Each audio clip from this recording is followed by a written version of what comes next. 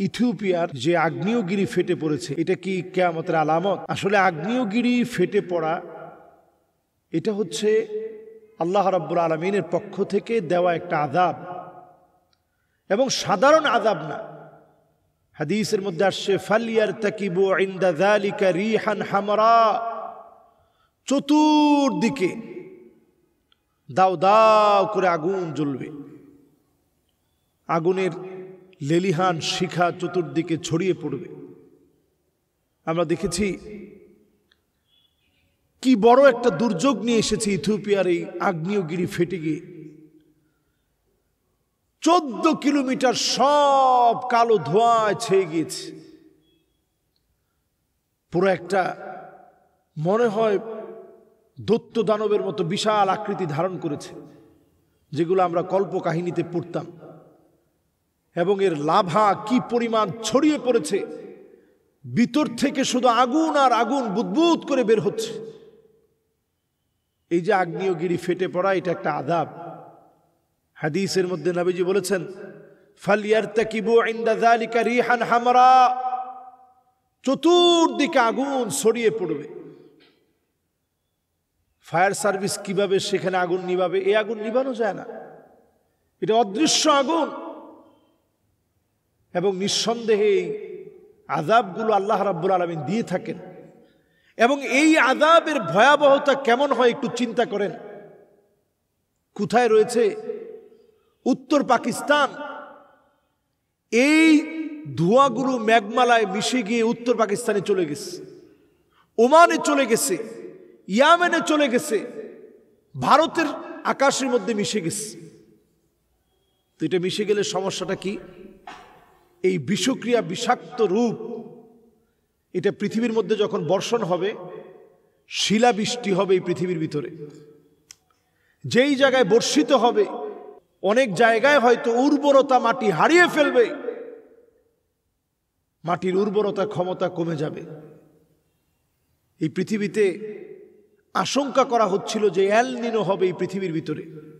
এল নিনো মানে একদিকের আবহাওয়াটা, একদিকের পানি ঠান্ডা, আরেকদিকের পানি যখন গরম হয়, তখন এই পৃথিবীর মধ্যে এল নিনো চলে আসে। তো এই পৃথিবীর ভিতরে যদি আগ্নেয়গিরি ফেটে পড়ে, অন্যদিকে যদি বন্যা লেগে যায়, অন্যদিকে যদি ভূমিকম্প হয়, এগুলো সিরিজ আকারে আল্লাহর পক্ষ থেকে আযাবের মহড়া। এই আযাবের মহড়াগুলোর পর এই পৃথিবীর মানুষ বিভীষিকার মধ্যে পড়ে যাবে। এগুলো দুর্ভিক্ষের আলামত। দুর্ভিক্ষের আগে আল্লাহ তাআলা এই আযাবগুলো দিয়ে থাকেন।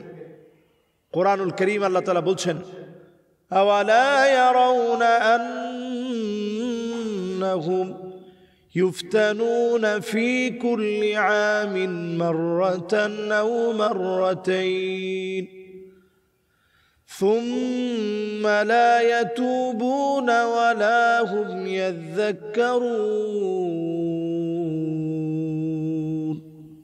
প্রত্যেকটা বছরে আল্লাহ তাআলা একবার অথবা দুইবার এই ধরনের আযাবগুলো দিয়ে, বিভিন্ন রকম আযাবের মহড়া দিয়ে আল্লাহ তাআলা পরীক্ষা নেন।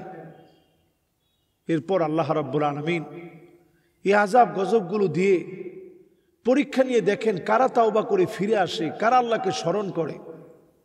আমরা যদি আল্লাহকে স্মরণ করতে শিখি, আল্লাহ তাআলা এই আযাবগুলো আমাদের থেকে উঠিয়ে নেবেন, গজব থেকে হেফাজত করবেন।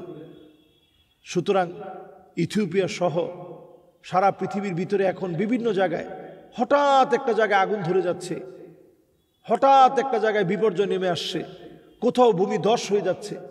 এগুলো সব নবীজি সাল্লাল্লাহু আলাইহি সাল্লামের হাদিসে বলা হয়েছে। নবীজি বলেছেন যে এমন সময় আসবে খাসফান, পৃথিবীটার ভিতরে ভূমি ধস হবে,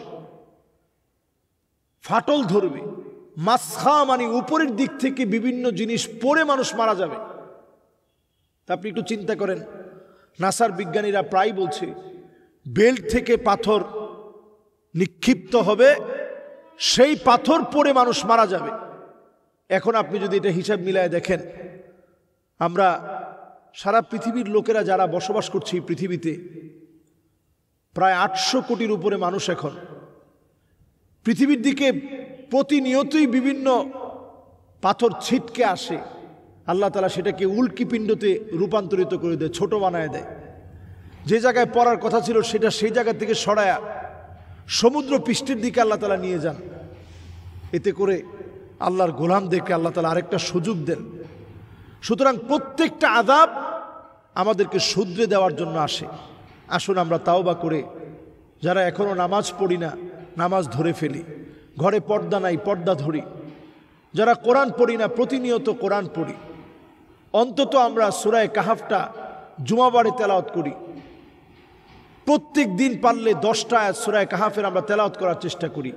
আদা আলাহু মিনান নূরি মা বাইনাল জুমআতাইন, এক জুমা থেকে আরেক জুমা পর্যন্ত আল্লাহ তাআলা আমাকে আপনাকে হেফাজত করবে। আমরা যদি নিজেরা নিজেদের কল্যাণকামী হই তাহলে অবশ্যই এই আমলগুলো আমরা প্রতিনিয়ত করার চেষ্টা করি। প্রতিনিয়ত করলে দাজ্জাল যদি আপনার সামনে দাঁড়িয়ে যায়, আপনি ছোট্ট আমলটা করেন, সূরা কাহাফের 10টা আয়াত আপনি পড়তেছিলেন নিয়মিত, ক্ষুধা পেটে দাজ্জাল একদিকে আসার পরে সব খাবারগুলো তার পিছনে পিছনে চলে যাবে। ক্ষুধার্ত মানুষগুলো সেই মুহূর্তে শুধুমাত্র কেবলমাত্র দাজ্জালের ফিতনা থেকে বাঁচবে।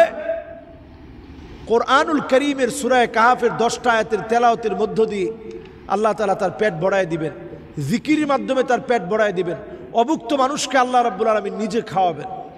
সুতরাং আল্লাহ রাব্বুল আলামিন আমাদের প্রত্যেককে কবুল করুক। আল্লাহ তাআলা আমাদেরকে কামিয়াবি দান করুক। এই বিপদ আপদের সময়ে তাওবা ইস্তেগফার পড়ে আল্লাহর কাছে আমরা ধর্ণা দিব প্রতিনিয়ত। আল্লাহ আমাদেরকে কবুল করুক। আসসালামু আলাইকুম ওয়া রাহমাতুল্লাহি ওয়া বারাকাতুহু।